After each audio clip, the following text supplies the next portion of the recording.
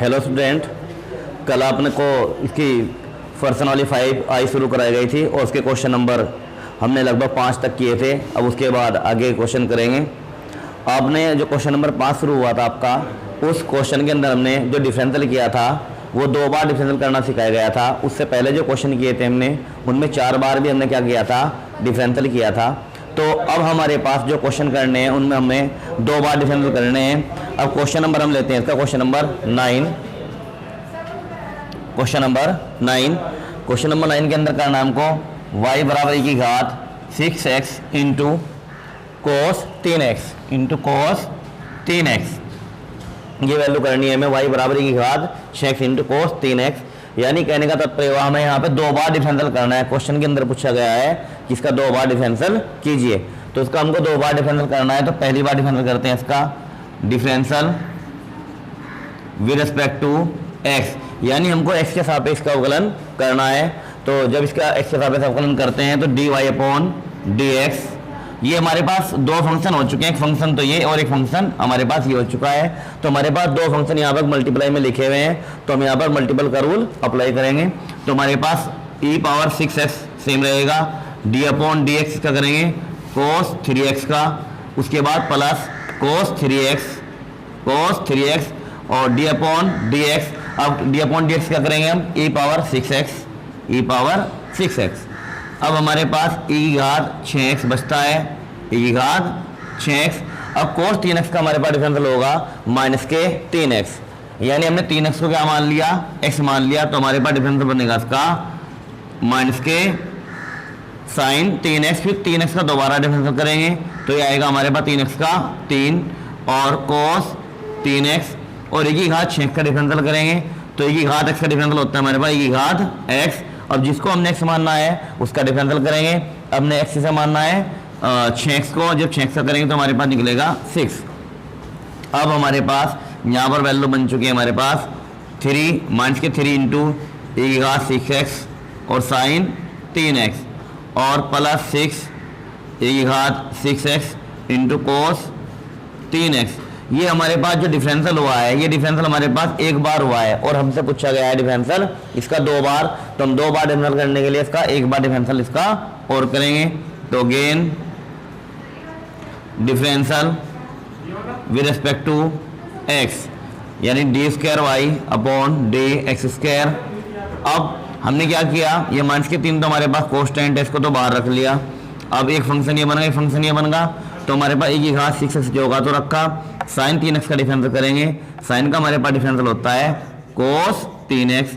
फिर हम क्या करते हैं 3x का डिफरेंशियल करेंगे, तो 3x का डिफरेंशियल हमारे पास आएगा 3, वो हमने गुणा में यहाँ पर लिख दिया। उसके बाद प्लस, अब की बार साइन 3x सेम रहेगा, e की घात 6x का करेंगे तो e की घात x का डिफरेंशियल होगा हमारे पास e की घात x, तो e की घात 6x। अब 6x का करेंगे तो कितना आएगा 6। अब हमारे पास ये फंक्शन हल हो चुका है, अब हमको ये फंक्शन हल करना है। तो 6 हमारे पास कांस्टेंट है, इसको ऐसे ही रख लिया। अब डिफरेंशियल किसका करेंगे, e की घात x, e की घात 6x इंटू कोस 3x, तो e की घात 6x सेम रहेगा। अब कोस का डिफरेंशियल करेंगे, कोस का हमारे पास डिफरेंशियल होगा माइनस के साइन x, तो माइनस के हमारे पास निकलता है साइन 3x। फिर 3x का दोबारा डिफरेंशियल करेंगे तो हमारे पास आएगा 3।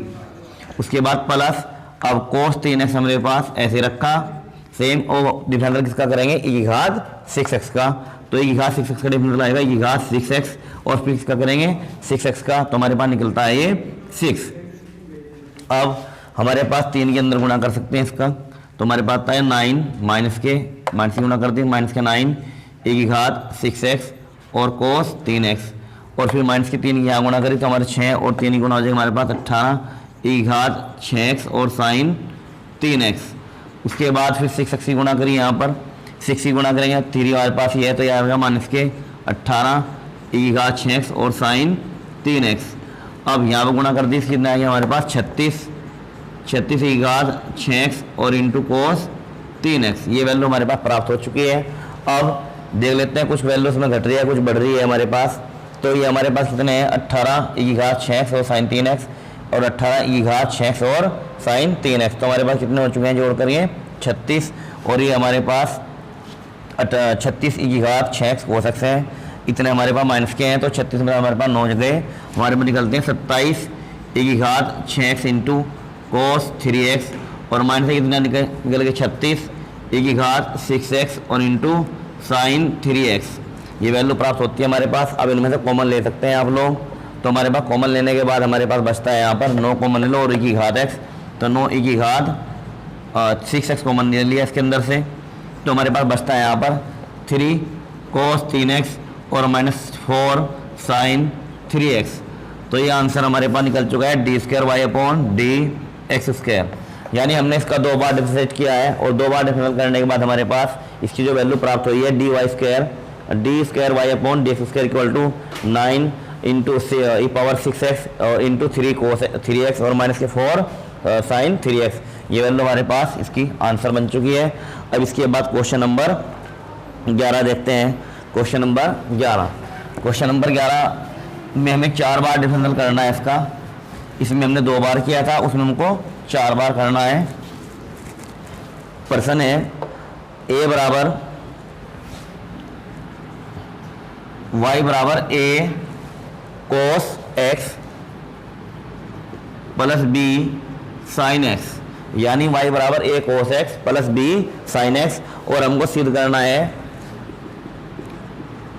To prove that